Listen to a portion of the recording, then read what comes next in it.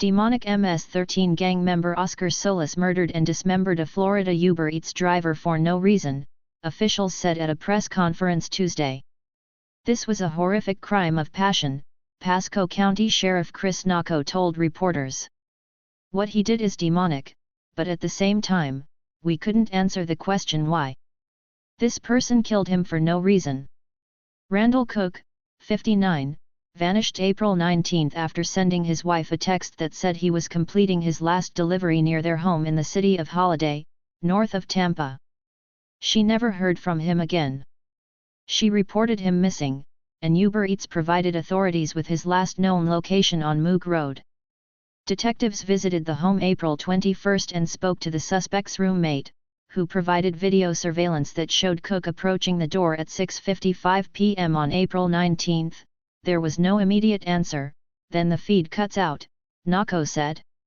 Solis was seen carrying trash bags outside the house the day after Cook disappeared, and investigators were given permission to search the contents.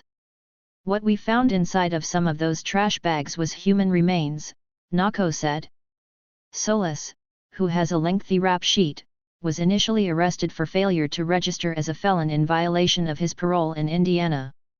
He moved to Florida in January, taking over his father's room in the house where the alleged murder occurred. His father, who no longer lives at the home, remotely ordered the food delivery for him, Naco said. Detectives believe Solis pulled the victim into his home and attempted to rob him, then killed him and attempted to conceal his remains, according to an arrest affidavit. Investigators found blood, Cook's wedding band and his car keys inside the home. Solis, who was already locked up on the parole violation, was arrested again for felony murder and robbery.